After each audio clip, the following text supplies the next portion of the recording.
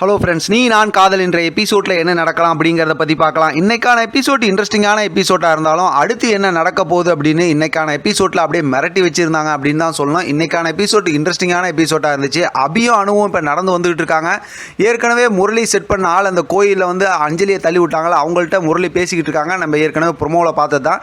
இப்போ அதை பார்த்ததுமே இவங்க வந்து ஃபோட்டோ வீடியோலாம் எடுக்கிறாங்க. இருந்தாலும் அவங்க ரெண்டு பேரும் கிளம்பி போயிடுறாங்க. இப்போ இதை வந்து ராகவ் ஆகாஷ்கிட்டலாம் சொல்கிறாங்க. இப்போ இவங்களுக்கெல்லாம் ரொம்ப கோவம் வருது.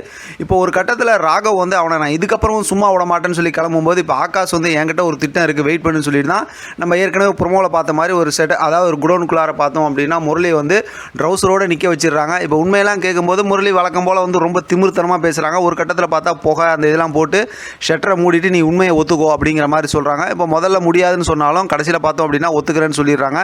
இப்போ தான் ராகவ் வந்து இப்போ வீடியோ எடுக்கிறாரு. என்னன்னா, என்னால் அஞ்சலிக்கு எந்த ஆபத்தும் வராது, எந்த பிரச்சனை வந்தாலும் அதுக்கு நான் தான் காரணம் அப்படிங்கிற மாதிரி வாக்குமூலம் கொடுத்துட்றாங்க.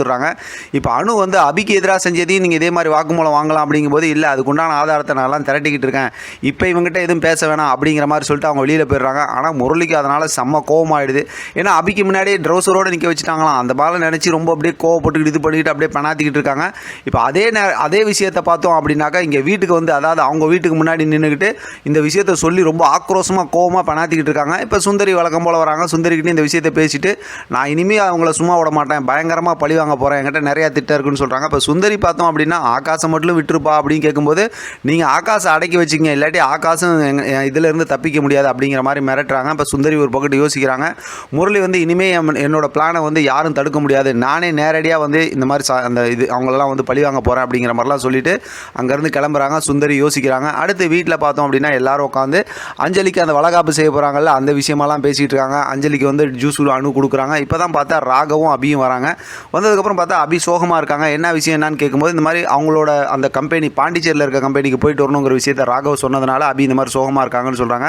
போய் சமாதானப்படுத்தணும் அப்படிங்கிற விஷயத்தை சொல்கிறாங்க. ஏன்னா மற்றவங்களாம் சொல்லும்போது இல்லை போய் சமாதானம் இல்லை, நீங்கள் வேணால் கூட அபியை கூட்டிகிட்டு போங்களேன் அப்படிங்கிற மாதிரி அனு சொல்கிறாங்க. இப்போ முரளி வந்து என் திட்டத்தை கெடுக்கிறதுக்குன்னே நீ ஏதாவது பேசுவியா அப்படிங்கிற மாதிரி இந்த போட்டு யோசிக்கிறாங்க. இப்போ தான் சூப்பரான ரொமான்ஸ் மூமெண்ட்டு. ரூமுக்குள்ளார அபி ரொம்ப சோகமாக இருக்காங்க. ராகவ் வந்து சொல்கிறாரு, பரவாயில்ல நான் போயிட்டு உடனே வந்துடுறேன், நீ என் கூட வாங்கும்போது இல்லை நாளைக்கு அடுத்த நாள் வந்து அஞ்சலி அக்காவுக்கு அந்த மாதிரி வளைகாப்பு நடக்க போகுது, அதனால் நிறைய வேலைலாம் இங்கே இருக்குது, நீங்கள் போகிறது எனக்கு ரொம்ப பிடிக்கல அப்படிங்கிற மாதிரி சொல்லிட்டு இருக்காங்க. இப்போ பார்த்தா வந்து ஐ லவ் யூ சொல்கிறாங்க. சூப்பராக ரொமான்ஸ் நடக்குது. இருந்தாலும் அபி ரொம்பவுமே ஃபீல் பண்ணுறாங்க ராகவ் போகிறதுல. இப்போ ஒரு கட்டத்தில் பார்த்தோம் அப்படின்னா நீங்கள் சாமி கும்பிட்டு கிளம்புங்க அப்படிங்கும்போது கும்பிட்டு கிளம்புறாரு. அபிக்கு ரொம்பவுமே கவலையாக இருக்குது, ஏதோ பிரச்சனை நடக்க போகுதுன்னு மனசுக்குள்ளார. ராகவ் சொல்லிட்டு அங்கேருந்து கிளம்புறாங்க. அபி வந்து யோசிக்கிறாங்க. அதோடு இன்றைக்கான எபிசோட் இன்ட்ரெஸ்டிங்காகவும் பயங்கர குழப்பமாகவும் முடிச்சிருக்காங்க. பார்க்கலாம் அடுத்து என்ன நடக்குதுன்னு. இதை பற்றின உங்களோட கருத்து கமெண்ட் பாக்ஸில் தெரியப்படுத்துங்க. தொடர்ந்து ஆதரவு கொடுங்க. தேங்க்யூ, தேங்க்ஸ் ஃபார் வாட்சிங்.